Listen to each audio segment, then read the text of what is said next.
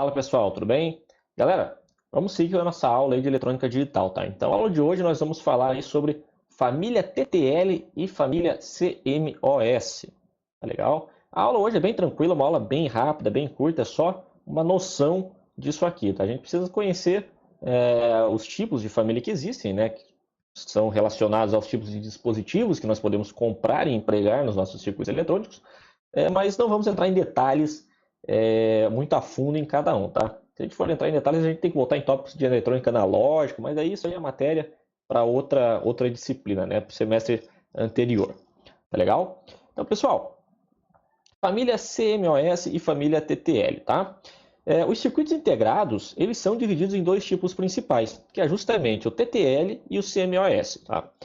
Se você olhar aqui, né, já o símbolo diz de cara o que cada um faz. Então, a família TTL, ela usa lá transistores, tá? Então, essa sigla TTL é justamente, né, transistor, tá legal? E a família CMOS, ela vai utilizar dispositivos do tipo MOS, que são os MOSFETs, né, que são dispositivos eletrônicos, lá, semicondutores, que trabalham com o princípio do efeito de campo, diferente dos transistores, tá legal? Então, olhando para a família TTL primeiro, né, eles foram os primeiros tipos de circuitos a serem criados. Esses circuitos, quando criados, lá na década de 70, década de 60 mais ou menos, eles utilizavam os transistores, porque eram os dispositivos que tinham disponíveis na época para fazer isso. Legal? Então eles usam os transistores bipolares de junção para realizar essas operações. Tá, professor, mas o que isso tem a ver, transistor com circuito integrado? E com eletrônica digital, né? Então as portas lógicas que nós estamos estudando, a eletrônica digital que nós estamos trabalhando, elas trabalham lá com portas lógicas, operações lógicas, né? E essas operações lógicas, elas são efetuadas justamente por esses circuitos lógicos. Quando a gente precisa comprar um circuito desse, a gente compra ele num chip, tá? Num circuitinho integrado. E dentro desses circuitos nós temos lá as nossas portas lógicas, que nem está representado aqui. Só que, obviamente, a gente não tem um dispositivo, né, quando a gente compra lá, que tem exatamente esse desenho. Esse dispositivo é só uma simbologia dessas portas lógicas. No real, o que faz funcionar essas portas lógicas são ou a família TTL ou a família CMOS, que são os dispositivos, como os transistores, né, nesse nosso caso, que realizam essas operações. Então, aqui em cima, por exemplo, nós temos aí um circuito integrado, uma porta AND, uma porta E. Ela faz uma comparação lá, né, entre dois estados, ligado e desligado. Na prática, né, a gente poderia fazer isso utilizando dois transistores. Então, isso aqui é o circuito equivalente, né, é o que está dentro desse circuito integrado. Tá legal? Então, se a gente pegasse esse circuito, quebrasse ele e desse um zoom, né, um zoom muito grande lá dentro, a gente veria esses transistores lá empregados dessa forma. Tá legal?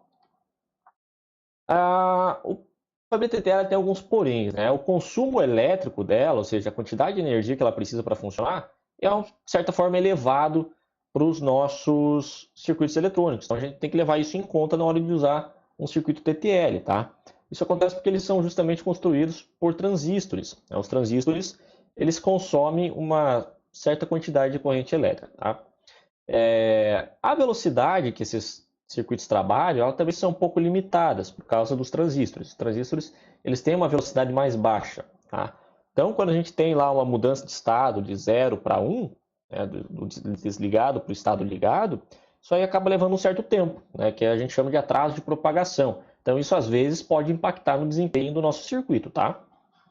Então, a gente acaba tendo aí um problema em circuitos que exigem uma alta velocidade de chaveamento, tá legal? Então, esse aqui é um exemplo de circuito integrado. Quando a gente fala em circuito integrado, é justamente isso aqui. Então, esses microchips que vocês encontram aí disponíveis, ou que às vezes a gente encontra desmontando algum circuito ou outro, né? Isso aqui se chama circuito integrado. Ou seja, é justamente vários dispositivos eletrônicos microscópicos quase, tá? Que são empregados para fazer essas operações. Então, se a gente cortasse ele aqui e desse o zoom, que nem eu falei, na prática a gente veria isso aqui. Então isso aqui é um circuito integrado por dentro, tá? Então, isso aqui é uma imagem, isso aqui é muito pequeno mesmo, tá? E cada pontinho preto desse aqui é um transistor daquele. Então isso aqui, a forma que ele é construído é bastante interessante, tá? Você pega uma lâmina lá de material semicondutor e fazem como se fosse uma impressão em cima, como se fosse uma impressora mesmo, fazendo a impressão disso aqui nesse material. Então esse aí é o nosso circuito integrado por dentro, tá legal? Então a família TTL funciona dessa forma.